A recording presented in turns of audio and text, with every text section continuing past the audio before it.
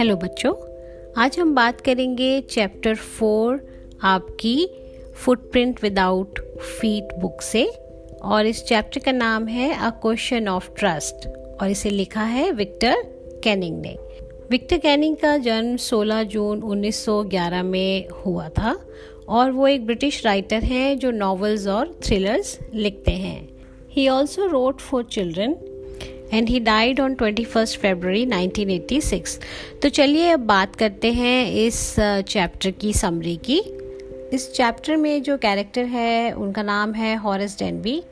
Horace Denby एक ऐसे इंसान है जिनकी समाज में अच्छी खासी प्रतिष्ठा है।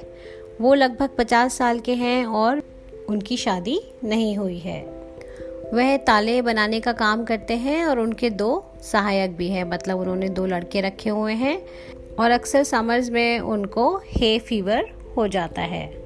हॉरेस डेनबी हर साल एक रॉबरी करते हैं और उसने अपनी पहली और सिर्फ एक ही सज़ा जेल की लाइब्रेरी में काटी थी।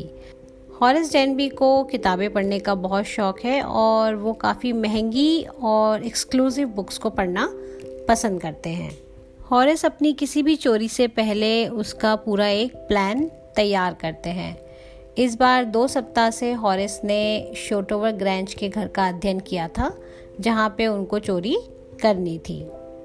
चोरी करने से पहले उसने देख लिया था कि मकान मालिक ने चाबी कहाँ लटका रखी थी। चोरी करने से पहले घर की हर एक चीज़ पढ़ ली थी, कमरे कितने हैं, बिजली की फिटिंग कहाँ है, कहाँ से रास्ता जाता है।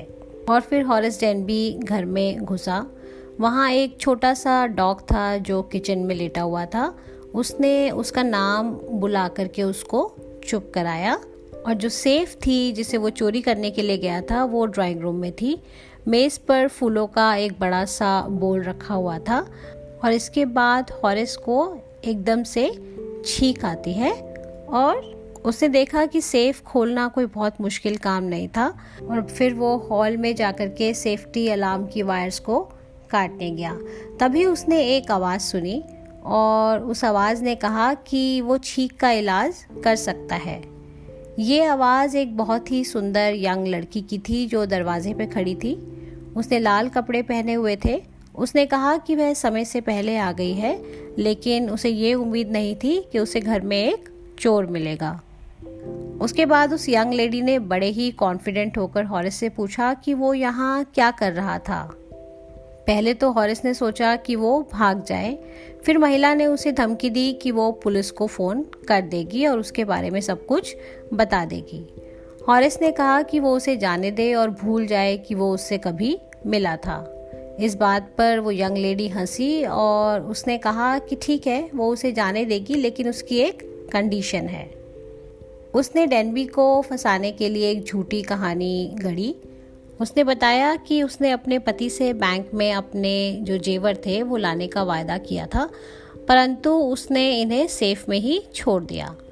उसने उसे बताया कि वह उस रात एक पार्टी में इन गहनों को पहनना चाहती है और इसे ही लेने के लिए वो यहाँ आई है, लेकिन सेफ का नंबर वो भूल गई है कि उसे कैसे खोलना है।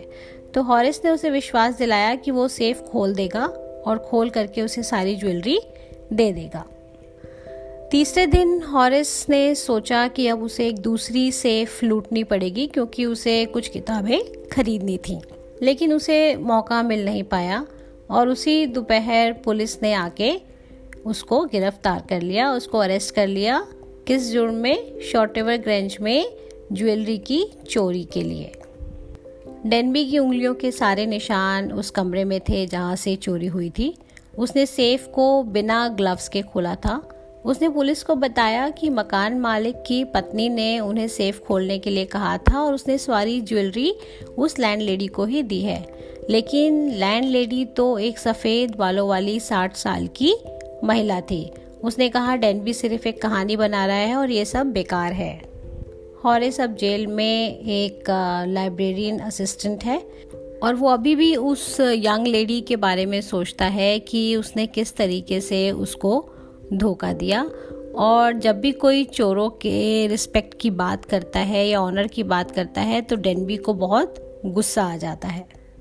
तो बच्चों, ये थी समरी इस चैप्टर की, a question of trust. I hope आपको ये चैप्टर अच्छे से समझ में आया होगा, और अब जब आप इसकी एक्सरसाइज करेंगे तो आपके लिए बहुत ही आसान होगा इस चैप्टर के सभी क्वेश्चंस के आंसर्स को देना।